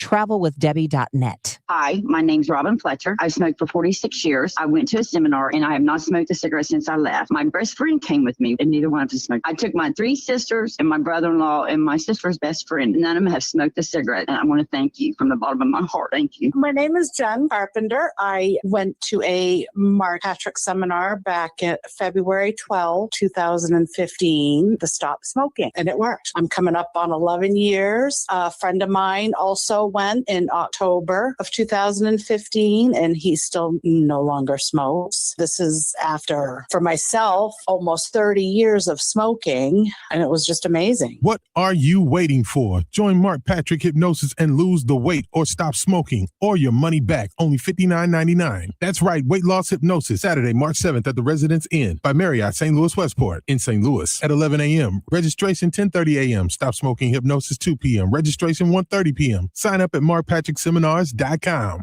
I'm Ed Evans, CEO of Consumer Cellular. You know, the big wireless companies say they have discounts for people over 55, but unless you're willing to sit on hold and ask, you're probably paying more than you should. At Consumer Cellular, there's nothing to hunt down. We're built for people 50 plus with plans starting at just $20. And our 100% US-based customer service actually answers the phone. Call 1-888-FREEDOM or visit consumercellular.com today and get your second month free for a limited time. Taxes, fees, and other third-party charges will apply. See website for additional details. Now, back to the Gray Bar Sports on a Sunday morning on 104.1 KMOX. From the Stifel Financial Sports Studio, here is Tom Ackerman. We've had a good show here this morning, a half hour to go, and at 11:30, we're joined by Cardinals president of baseball operations, Chaim Bloom. It is time for baseball season. We were talking about all this warm weather stuff, golf last segment, Chaim, and now we get to talk some Cardinal baseball. It is upon us, and it is very welcome, I would say, this time of year. 100%. It's here and ready to be in the warmth. And get things going down there. Excited for our new, renovated, but it'll be new to us facility and all the things that it'll offer us. I can't wait to see it. When you think of it, what jumps out at you? What is the biggest improvement? There's really a couple things. One, we have never at any point, I say we, obviously I haven't been here that long, but the organization has never had a real kitchen on site, believe it or not, to feed our players. And we will now for the first time. And obviously there's a huge amount of effort that goes into that and a huge amount of logistics. It's just going to be an amazing development for us. And then the new performance center, where we'll have a brand new and much bigger weight room, just going to enable us again to kind of get up to speed here and have something that's consistent with the standards of today. And we're really excited about that. Yeah, previously the food was being made inside a truck, and a nice one. I mean, a food truck basically outside the clubhouse, and then they had a kitchen area to serve everything. But you're right about nutrition, technology, resources, all of these things, mental coaching. I mean, there are a lot of things that go on besides baseball that impact a baseball team, aren't there? Yeah, and I wouldn't really necessarily draw a line in between what's baseball and what's not. Obviously, I guess you could in a sense when you talk about things that are going on between the lines or in the cage, but everything connects to everything else. And, you talk about something like nutrition. You're made of what you put in your body. We all know that. And all of us know how much that matters in daily life. And, of course, it matters for our athletes as well. And then, so many great players, you talk to them about what separates them. And obviously they have amazing physical ability, but especially in a game like baseball where there's so much failure, the mental game is so important. And so all these things, they're not optional if you want to be great. Chaim Bloom is with us, and you mentioned that weight room. I remember there were separate weight areas, right? So the major leaguers were in one area, the minor leaguers were in another. How does it impact the minor leaguers? You got a whole bunch of people coming in here shortly. Yeah, and you talk about the kitchen setup, that mobile kitchen, which, by the way, for given that it was a setup like you described, I actually thought the food was outstanding given the parameters. But those aren't parameters that are ideal, and our minor leaguers didn't get to benefit from that unless they happened to be over playing in the big league game that day, and all that food had to be brought in, catered in, which is obviously not what you'd like to do. And then we were doing something similar with the weight room, just because of the limitations of the facility, where we had a place across the street where we would set up. It wasn't that sizable a place, but we were able to set up an ancillary weight room there and shuttle players in and out of there. And, we still might use that from time to time just because there's so many bodies in there. But just having a new weight room that's much bigger, we'll have a major league and a minor league athletic training room on either side of it. I think it's just going to make the flow a lot easier. And, you really want, especially at a time like this, you want players to feel like this is one organization. You want players coming up from the minor leagues to feel that the major leagues, while they have a respect and a reverence for it, to feel that it's attainable, to see guys that they played with go up there and succeed. That should be a motivator. And if it's close enough to feel like you can rub elbows with those folks and kind of reach out and touch it, that should be extra motivation to keep climbing the ladder. Yeah, it's going to be very interesting to see all of this come together. And I know it's still going to remain under construction. By the way, I did not have any of that food myself, but I remember one time sitting in the office with Ali to visit with him about something, and he was eating like some paella or something. I said, "That looks amazing." And he goes, "It is." So the food was really good over there. But anyway, this is, I think you're onto something here in terms of the overall picture.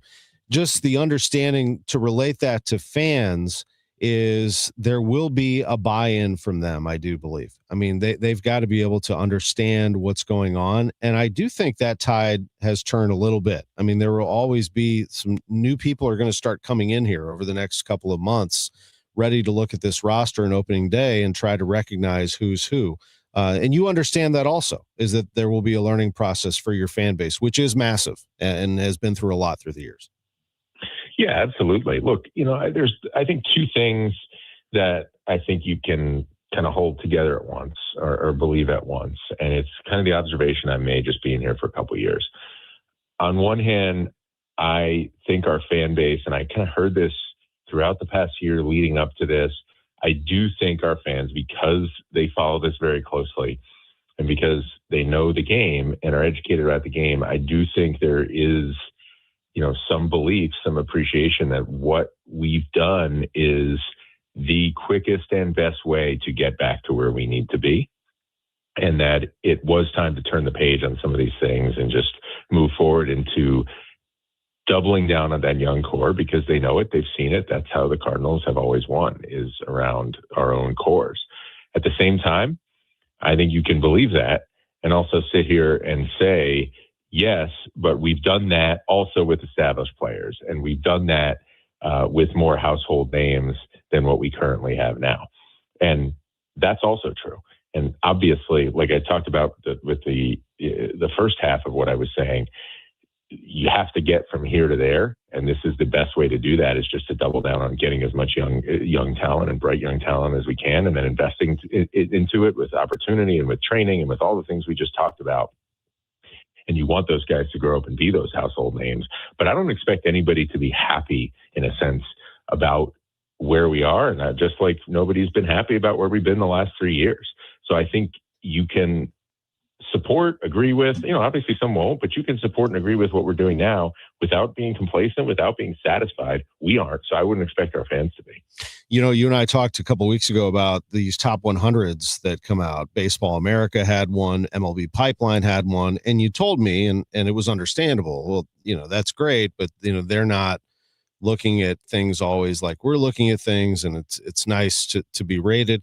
I will say, though, being named the number 2 farm system by Baseball America looks pretty good on you at the moment. I mean, I remember talking to John Mozeliak. I think one of the proudest moments of his career was when Baseball America named the Cardinals Organization of the Year. It was the first time they had been named that, and that was in 2011. So I'm sure that carries some weight with you to be number 2 right now, doesn't it? Yeah, look, there's so much that goes into this, so many people who work so hard, and honestly, never get enough recognition. And so to get some recognition publicly that some of the things that we've been doing are working, at least in the eyes of some people who, albeit they're outside observers, spend their days doing this. This is their career, and then they're very educated on it. Again, this is a business. I used to work with one of my mentors who would say compliments get thrown around like manhole covers. It is nice for the work of all of our people to get recognized. And when you talk about that, those awards are really, and those honors really are organizational. Obviously, you want to get to that and then have the big league success on top of that and try to have it all going at once and sustain it. That's our goal. But it is great. At the same time, this came up. Actually, I think JJ said this at winter warmup when you talk about all that praise. You can't open your ears too much to the praise, because you can't be selective, praise or criticism. You have to be able to tune it all out. And whether they rank us second or 29th, like, we should always act like they're ranking us 29th in terms of not being satisfied and wanting to add more talent and wanting to do better and to get more out of the talent that's in the building. Chaim, you claimed Brian Ramos off waivers from the Baltimore Orioles this past week. He originally signed with the White Sox as an international free agent. And if I recall, they protected him in the Rule 5 draft a few years ago. So they liked him a lot, the Cuba native. What do you like about him? Yeah, and it actually leads to why he is available in this context now, even just still being just 23 years old, because he is already out of options, because he was a touted young prospect that earned his way onto the 40-man roster. And, with that trade, obviously the trade of Donnie to Seattle, we opened up a 40-man spot. And that's something that we want to do when we see talent. If we have room to accommodate it on the 40-man roster, we want to be opportunistic, using every avenue to bring talent in the organization. He's young, he's a good athlete, he can impact the ball. Obviously did not have a great year in 2025, and hence the reason why he's been available a couple times. But as long as we have space to accommodate talented players, we're going to keep trying to do that. And I think you need to be aggressive with those things, again, as long as you have the room to do so, or you feel that you can upgrade your organization in some way. Because if you're willing and able to do that, you will sometimes unearth some hidden gems. If you don't mind me asking you every single week, but are you still on the hunt for a right-handed bat to add to this club?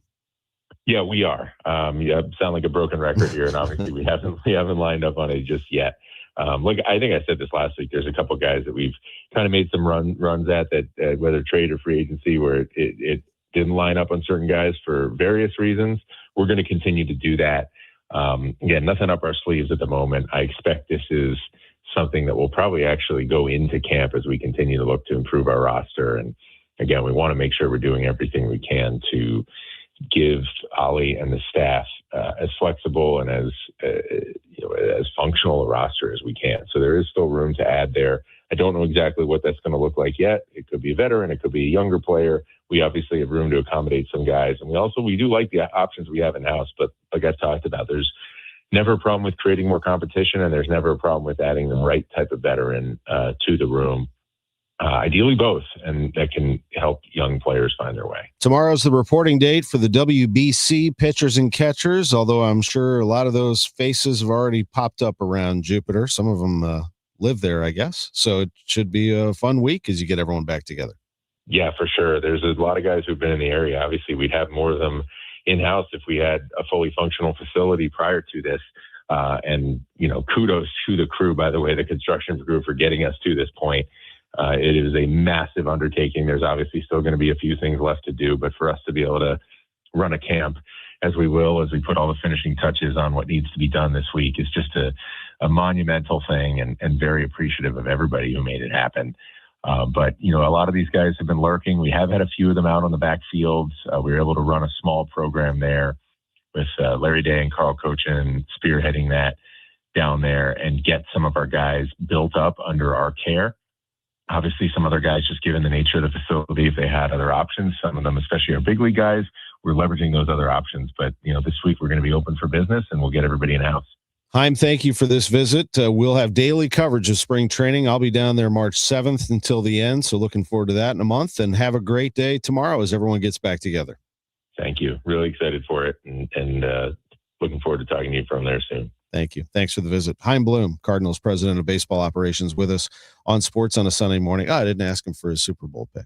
I don't know. Patriots, Seahawks. We'll see. We'll ask Bernie about his, though, in just a few minutes. He's coming up next.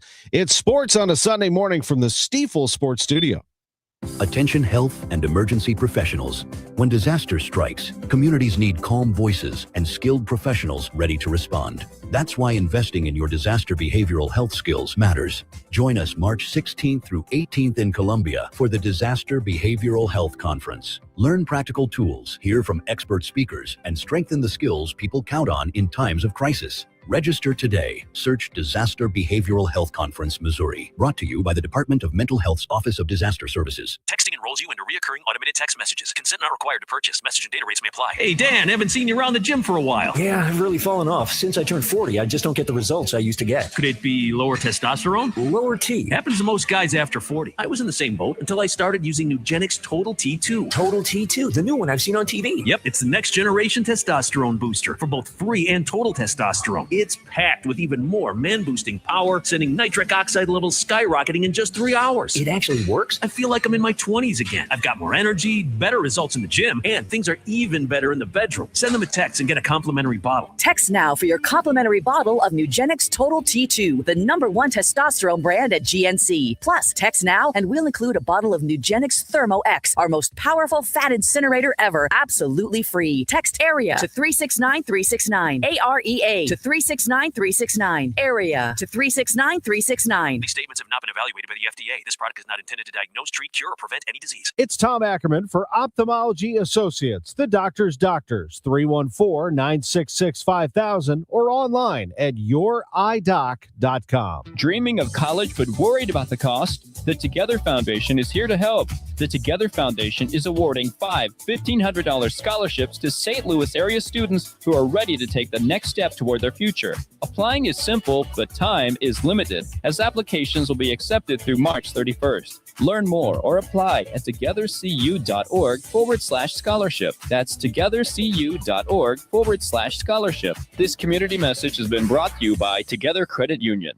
When was the last time you watched your home movies? Disasters strike unexpectedly. Every year, American families lose the one thing they'd run back into a burning building for: their family's memories. Hi, I'm Nick. And I'm Adam. We started Legacy Box to help save your family's most important recorded moments so you don't have to worry. Load Legacy Box with your old movies, film reels, and shoeboxes of photos. We work our digitizing magic, converting those memories right to the cloud so they're safe and accessible forever. It's fast, we always send your originals back, and it's done right here in the USA. Over 1 million families have trusted Legacy Box. Better Homes and Garden, Real Simple, and Inc. magazine are all talking about Legacy Box. New York Times columnist David Pogue says, have them digitized. I wish I'd done it sooner. Take action. Save your family's memories today with Legacy Box.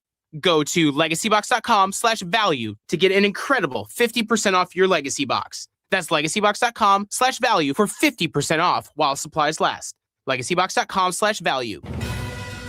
Now, back to the Gray Bar Sports on a Sunday morning on 104.1 KMOX. From the Stifel Financial Sports Studio, here is Tom Ackerman. We're joined now by Bernie Miklasz, always a treat, sponsored by Saliga Heating and Cooling, a Daikin dealer. How are you, Bernie? I'm doing good. Obviously, Super Bowl Sunday is always a lot of fun, trying to figure out what I want to eat. Very happy about another win for St. Louis University. Of course, I watched you do the play-by-play yesterday. Great job as always. Thanks, man. Cardinals can't wait. The Cardinals keep adding players. It's a really good time of the year. It's a lot of fun. I mean, even Mizzou's hanging in the NCAA picture as far as the tournament. Yeah, I'm happy. I'm a happy man. A lot going on. Same here. I love when all the sports come back together. Man, I got home from that Billikens game and I watched Duke, Carolina. I watched Michigan State, Illinois. I mean, it was an absolute blast. And now you have the Super Bowl today. Let's get your pick right out of the gate here. So Patriots 4.5-point dog against the Seahawks. What do you think? Here's what I think. And I know some people will think I'm copping out by doing it this way, but I look at it from a wagering angle. And I really do think Seattle has a slightly better team. And I understand why it's pretty overwhelming majority think Seattle will win. See, I was just talking to producer Drew Young. I said, listen, I think Seattle wins a game, but I think it's about a field goal game. I think it's about a 3-point game. And my wager today is that the Patriots will. I mean, that's my play. I mean, they could win outright, but if you're asking like specifically how I would put my money down, I'd take the Patriots to cover because these are two really great teams. And I think the Patriots did play a soft schedule. The Seattle played a much tougher schedule. But to be honest with you, I think sometimes that's very overrated and very too much is made about it. And you know what my reference point is to that? The 1999 St. Louis Rams, because they had the softest schedule in the league. And that's what I heard, which we all heard all year long. Well, boy, this is fun. This is kind of cute. But they're not physical. They're going to play teams that'll beat them up, and that'll be all. Kurt Warner, really good story, but you wait till he has a bad game, he'll fall apart. It's a nice story, but it's about to end. I mean that was true going into the Super Bowl. People were still bad mouthing it. Well, they played a really light schedule, so I will never forget that. I will never forget that because people were so obsessed on the soft schedule. Listen, if you're a great team, I don't care what kind of schedule you play because you have a lot of opportunities to lose games that you shouldn't lose. And the Patriots didn't do that, just like the Rams in 1999 didn't do that. So I think people have overreacted to Drake May in the postseason as if that defines him, where he plays 3 top 8 defenses, terrible weather in all 3 games.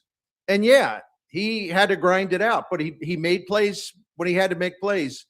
And listen, those 3 postseason performances do not override or define what he did all season, what he did in the regular season. He was statistically the best quarterback in the league. So I think he'll make some plays today.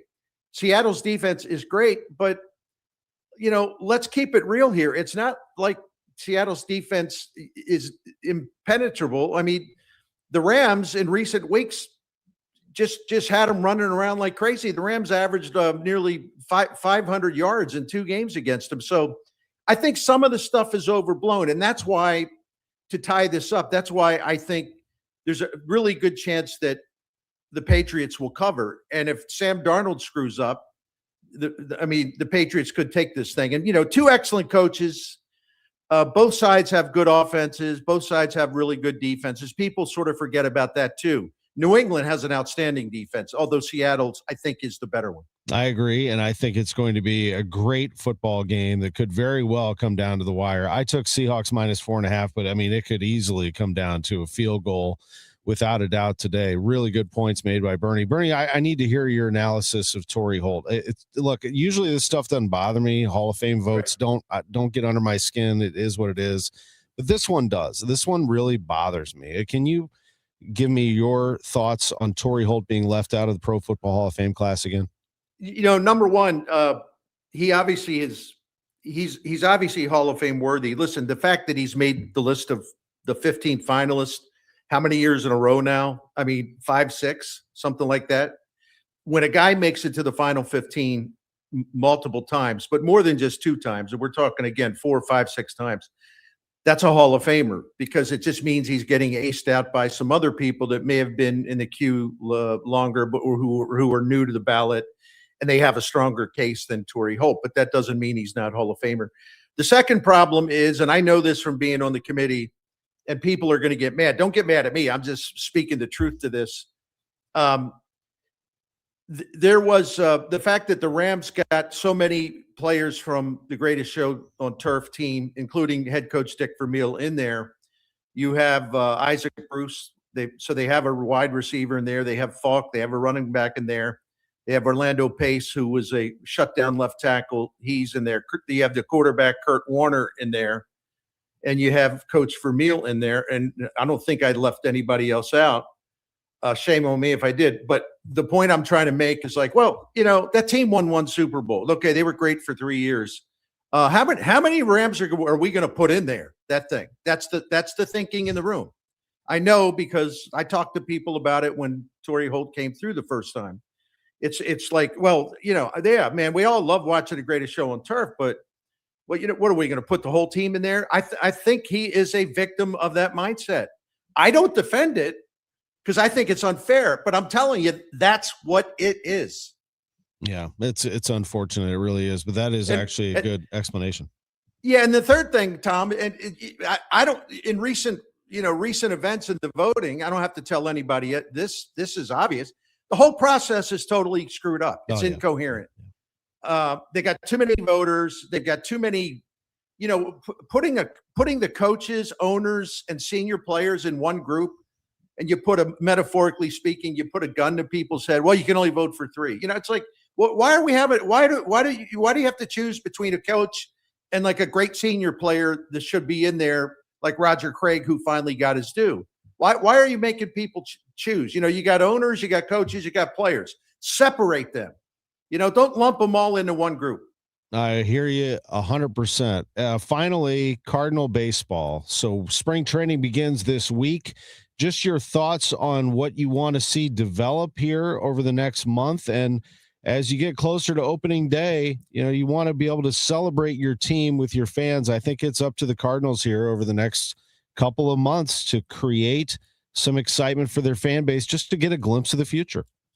The top thing on my list is the fact that Chaim Bloom has added so much prospect pitching, young pitching to this organization. Hunter Dobbins and Richard Fitz have already been in the major leagues as young starters, but the Cardinals have so many guys who either this year or next year loom prominently in whether they're going to form, the next Cardinals rotation. And it's never too soon to kind of track these guys. And it is spring training. It's not the regular season, but there's a lot of healthy competition in that starting pitcher group. The guys who were here last year, and then the guys who are coming in now, Dustin May, Hunter Dobbins, and Richard Fitz. You got 3 major league veterans, young veterans. And so, but then you're folding them in with the guys who are already here, like McGreevy and Libator and Palante. Who else am I missing? I don't have my roster in front of me. I mean, they have like Kyle Leahy, right? Mm-hmm. So they go in there with, technically speaking, they go into camp with like 7 candidates in that starting pitcher pool. But then right after that, you have prospects like Liam Doyle and Quinn Matthews, I don't think they're going to be in the minor leagues all that much longer. So this will make for like great viewing just to monitor these starting pitchers. And then the other thing I'm looking at it's not so much the players they already have, but Chaim Bloom's been very aggressive at just adding players even now. Like, can this Nelson Velasquez, a right-handed hitting outfitter, can he make a run at a roster spot? You have that Brian Ramos, age 23. You just talked about it with Chaim. They put him on the 40-man roster. He's 23, got a lot of potential. They also signed two guys that could be, or one guy recently that could be a bullpen candidate. This Justin Militello, who he went to one of those pitching laboratories or whatever, and all of a sudden he's throwing 96 and he's got a great spin rate. So I'm looking at some of the dark horses, because we all know about Burleson, and we know about the catchers, and we know about Weatherholt, and we know about Gorman and Walker and Victor Scott, the challenges they all have. We know about them. It's just time for them to play ball. I'm more intrigued about the new pieces to the team, and even the guys we wouldn't think about. Are they going to stand up and open some eyes like those players I just mentioned that Chaim has just recently brought in? Yeah, it's going to be fascinating to be down there and see all of those people in person. And it is the only time that you get to see them all in one place, because then they disperse to Peoria and Springfield and Palm Beach and Memphis, etc. By the way, all of our listeners in those spots, go check these players out and report back to us. Give us some eyewitness stuff, man. We love that. Bernie, it's great to be with you. I hope you have an amazing day. It's not as warm today as I thought. I am going to grill though, and have a couple of beers and enjoy this Super Bowl, and I hope you do as well. Well, listen, you got to give me 10 seconds on what you're grilling before I say goodbye. I'm going burgers, and then I went to what's the name of that place? The Italian market on the hill, not Di Gregorio's. It's called is it Urzi's? Yeah, Urzi's Italian market on Southwest. They have a garlic pepper that they said this is like our thing. So I bought it. They said, sprinkle that on steaks, burgers. You are going to be very happy that we told you that. So that's what I'm doing. Tell me how it worked out. You're making me hungry. I think I'm going to go grab some chicken wings right now. Thank you, brother. Dude, you're the best. Thank you. Bernie Miklasz with us on Sports on a Sunday morning. That's our show. Fun show today. For our producer, Drew Young, I'm Tom Ackerman. The news is next. The Humane Society of Missouri's Day of Giving is just around the corner. On this day, your favorite local TV station